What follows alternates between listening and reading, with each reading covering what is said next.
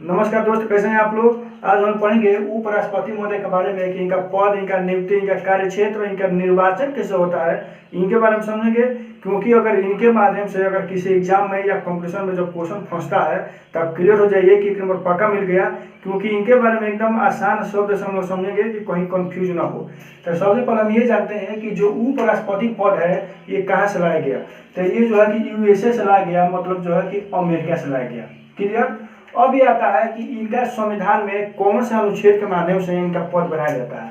तो इनका जो है कि अनुच्छेद 63 के माध्यम से उपराष्ट्रपति का पद बनाया जाता है। अनुच्छेद 63 के माध्यम से इनका पद बनाया जाता है। तो अब एक क्वेश्चन फंसता है कि जब राष्ट्रपति पद है तो उपराष्ट्रपति पद क्यों बनाया जाएगा, या कारण क्या है कि जो है कि इनको इस पे वेतन दिया जाएगा। जब राष्ट्रपति महोदय खुद कार्यभार संभाल रहे हैं तो उपराष्ट्रपति बनाने का क्या मतलब है। तो एक पद और दे दिया गया। अनुच्छेद 64 के माध्यम से ये बताया गया कि जो उपराष्ट्रपति होंगे ये जो है कि राज्यसभा का सभापति बनाए जाएंगे। अनुच्छेद 64 के माध्यम से राज्यसभा के सभापति, राज्यसभा के यहाँ लिख दे रहे हैं कि राज्यसभा के सभापति बनाए जाएंगे, सभापति बनाए जाएंगे। और इसी पद के लिए इनको वेतन दिया जाएगा। तो वेतन कितना दिया जाता है इनको वेतन दिया जाता है 4 लाख रुपया। क्योंकि राष्ट्रपति महोदय का वेतन है 5 लाख रुपया, तो इनको जो है कि 4 लाख रुपया वेतन प्रति माह दिया जाता है। इसलिए दिया जाता है क्योंकि जो है कि भारत में सबसे अगर प्रथम कोई पद है तो वो है राष्ट्रपति पद। राष्ट्रपति पद है प्रथम पद, और दूसरा पद पाता है उपराष्ट्रपति। उपराष्ट्रपति दूसरा पद आता है। तो इस कारण भी जो है कि आपका 4 लाख रुपया पद के कारण, लेकिन उपराष्ट्रपति पद के लिए पैसा नहीं दिया जाता है। आप कंफर्म हो जाइए, वो दिया जाता है राज्यसभा के सभापति बनाए जाने के लिए। और तीसरा पद भी देख लेते हैं कि तीसरा नंबर पे आते हैं प्रधानमंत्री। अगर पूरे पद की बात देखा जाए तो हिंदुस्तान में सबसे बड़ा पद है राष्ट्रपति पद, दूसरा है उपराष्ट्रपति पद, तीसरा है प्रधानमंत्री। तो इनका वेतन कितना जाता है आपका 4 लाख रुपया। एक बात और समझ लेते हैं कि एक और इनको पद दिया गया है कि अनुच्छेद जो है कि 70 के माध्यम से उपराष्ट्रपति महोदय को, कि अनुच्छेद 70 के माध्यम से अगर राष्ट्रपति महोदय नहीं है या किसी कारणवश राष्ट्रपति महोदय का दुर्घटनावश अगर मृत्यु हो जाती है तो उस कंडीशन में जो उपराष्ट्रपति महोदय हैं ये राष्ट्रपति पद जो है कि संभालते हैं, ये भी मात्र 6 माह। क्योंकि 6 माह के अंदर जो है कि राष्ट्रपति पद का दोबारा चुनाव होता है, तो ये जो है कि फिर आपका उपराष्ट्रपति महोदय ने अपने पद पे आ जाते हैं। क्योंकि 6 माह बाद राष्ट्रपति पद का चुनाव होता है, तो जो 6 माह बचता है तो वही 6 माह तक जो है कि राष्ट्रपति पद का जो है कार्यभार संभालते हैं उपराष्ट्रपति महोदय, यानी अनुच्छेद 70 के माध्यम से। तो यहाँ तक हम लोग समझ गए। अब आते हैं कि इनके बारे में, योग्यता के बारे में समझ लेते हैं कि उपराष्ट्रपति बनने के लिए योग्यता क्या होना चाहिए। तो जिस प्रकार हम लोग राष्ट्रपति महोदय के बारे में समझे हैं कि योग्यता क्या होना चाहिए, सेम टू सेम वही योग्यता है। थोड़ा सा वहाँ चेंज है जो एग्जाम में या कंपटीशन में घुमा फिरा करके कंफ्यूज करता है। तो योग्यता क्या है इसके बारे में समझ लेते हैं। तो योग्यता में यह है कि भारत का नागरिक होना चाहिए।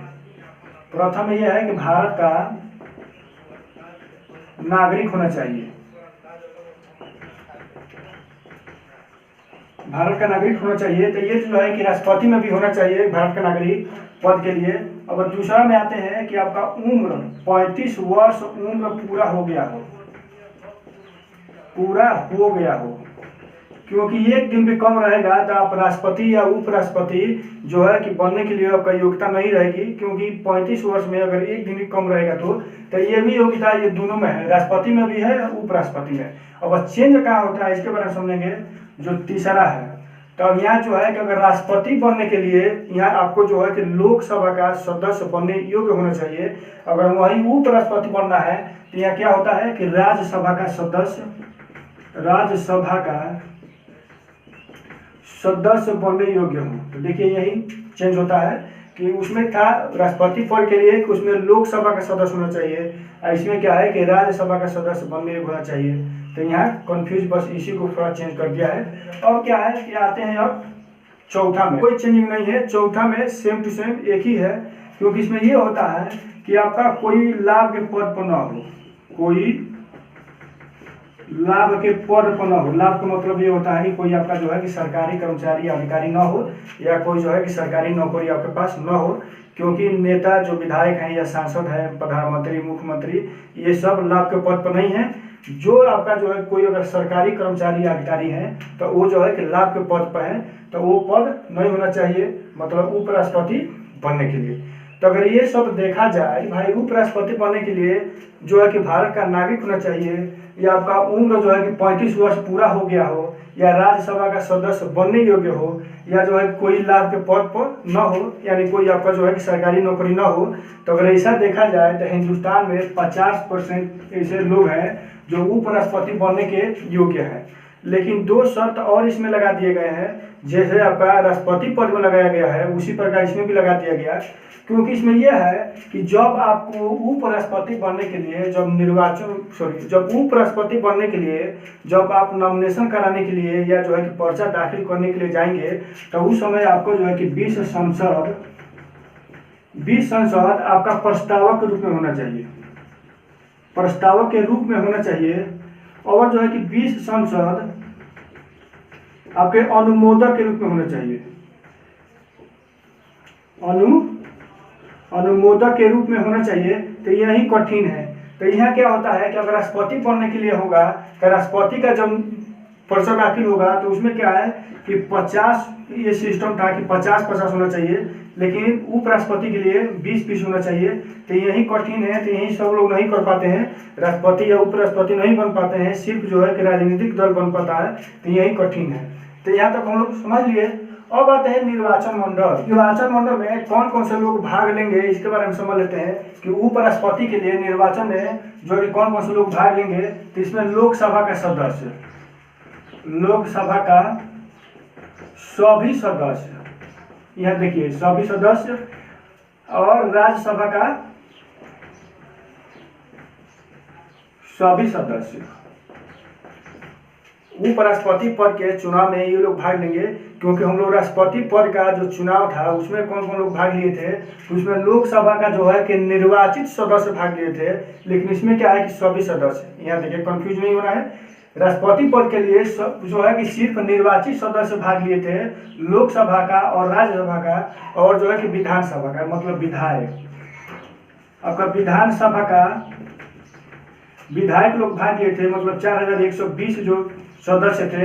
तो ये जो है कि आपका उपराष्ट्रपति में ये भाग नहीं लेंगे। क्लियर, यहाँ तक हम समझ लिए। अब क्या है कि लोकसभा और राज्यसभा का जो सदस्य है वो आपका उपराष्ट्रपति चुनाव में भाग लेंगे। तो इसमें सभी सदस्य भाग लेंगे, क्योंकि हम जानते हैं कि आपका जो है कि लोकसभा में 2 सदस्य को राष्ट्रपति महोदय ने मनोनीत करते हैं, और राज्यसभा में 12 सदस्य को मनोनीत करते हैं। तो ये लोग जो है कि राष्ट्रपति चुनाव में ये लोग भाग नहीं लेते हैं। तो आप संभव है समझ सकते हैं कि जो राष्ट्रपति खुद मनोनीत करते हैं, अगर राष्ट्रपति चुनाव में ये लोग भाग लेंगे तो कंफर्म है कि भाई खुद जो मनोनीत किए हैं तो उन्हीं को वोट देंगे। तो यही कारण है कि जो है कि राष्ट्रपति चुनाव में ये लोग भाग नहीं लेते हैं, लेकिन ये जो है कि उपराष्ट्रपति में ये लोग भाग लेते हैं। तो इसलिए क्या है कि लोकसभा का सभी सदस्य और राज्यसभा का सभी सदस्य लेते हैं, यानी लोकसभा, राज्यसभा यानी संसद। क्लियर। तो ये जो है कि यहाँ तक हम लोग समझ लिए। अब आते हैं शपथ के बारे में समझ लेते हैं कि उपराष्ट्रपति महोदय का शपथ कौन लेता है। तो शपथ जो है कि राष्ट्रपति महोदय लेते हैं, शपथ दिलाते हैं राष्ट्रपति महोदय। अब क्या है कि त्याग पत्र के बारे में समझ लेते हैं कि किसी कारणवश अगर उपराष्ट्रपति महोदय का अगर त्याग पत्र देना है तो वो क्या है कि वो राष्ट्रपति महोदय को दे सकते हैं। तो यहाँ क्वेश्चन एक बार फंसता है, क्योंकि अगर राष्ट्रपति महोदय का त्याग पत्र देना है तो वो भी जो है कि आपका उपराष्ट्रपति महोदय को दे सकते हैं। अगर उपराष्ट्रपति महोदय का त्याग पत्र देना है तो वो जो है कि राष्ट्रपति महोदय को दे सकते हैं। तो यहाँ क्लियर है कि दोनों एक दूसरे को त्याग पत्र दे सकते हैं। तो यहाँ कंफ्यूज नहीं होना, ठीक है। अब आते हैं हटाने का विधि। तो हटाने का विधि के बारे में समझ लेते हैं कि जिस प्रकार अगर राष्ट्रपति महोदय ने अगर संविधान के उल्लंघन करते हैं तो उन पर महाभियोग लगाया जाता है अनुच्छेद 61 के माध्यम से। तो क्या अगर उपराष्ट्रपति महोदय ने संविधान को उल्लंघन करते हैं तो क्या इनके भी ऊपर महाभियोग लगाया जाएगा? ऐसा है क्या? ऐसा नहीं है, क्योंकि इनके ऊपर महाभियोग नहीं लगाया जाता है। इनको हटाने का जो है कि नियम क्या है थोड़ा समझ लेते हैं।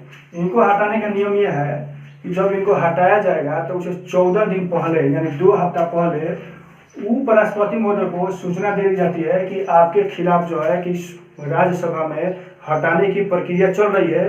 तो उस क्रम में अगर ये जो है कि अपना त्याग पत्र दे सकते हैं तो वो जो है कि राष्ट्रपति महोदय को जो है कि हटाने से पहले अपना त्याग पत्र दे सकते हैं। ऐसा भी हिंदुस्तान में नहीं हुआ है, एक हम नियम बता रहे हैं। अब क्या है कि जब ये जो है कि अगर नहीं हट रहे हैं तो इनके ऊपर सबसे पहले राज्यसभा में हटाने की प्रक्रिया चलेगा और राज्यसभा से पास होकर के जो है कि लोकसभा में जाएगा। तो जब लोकसभा में 2/3 बहुमत जब हो जाएगा तो इसमें जो है कि उपराष्ट्रपति को हटा दिया जाएगा। क्लियर है? तो ये हटाने की प्रक्रिया थी।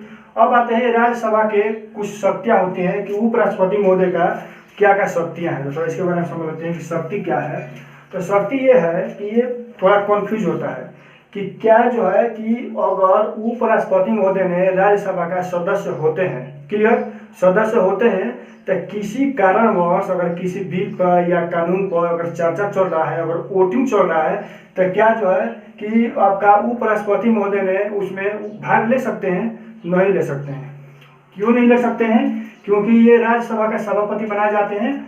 तो अगर राज्यसभा में किसी कारणवश अगर वोटिंग हो रहा है तो इसमें ये भाग नहीं ले सकते हैं। भाग किस क्रम में ले सकते हैं कि जब दोनों पक्ष 50-50 हो गया है, दोनों पक्ष 50-50 हो गया है, तो उस कंडीशन में जो है कि इनका अधिकार है कि क्या है, किसी एक में जो है कि अपना मत दे करके और उसको बहुमत साबित कर सकते हैं, ये अधिकार है। अगर 50-50 का कंडीशन नहीं है तो जो है कि उपराष्ट्रपति महोदय यानी जो है कि राज्यसभा के सभापति जो है कि वोटिंग नहीं कर सकते हैं। जब इस कंडीशन में जो है कि मामला पहुंचेगा कि 50-50 वाला, तो उसमें अपना एक मत दे करके किसी एक पक्ष को जिता सकते हैं। क्लियर? तो ये जो है कि राज्यसभा का जो है कि शक्तियाँ हो गई। पहले भी हम लोग समझ चुके हैं कि इनका जो है कि वेतन मिलता है राज्यसभा का सदस्य होने के लिए। और दूसरा शक्ति ये दे दिया गया है कि किसी कारणवश अगर राष्ट्रपति महोदय का मृत्यु हो जाती है तो उस पद का संभालने का भी शक्ति अनुच्छेद 70 के माध्यम से उपराष्ट्रपति महोदय को दिया गया।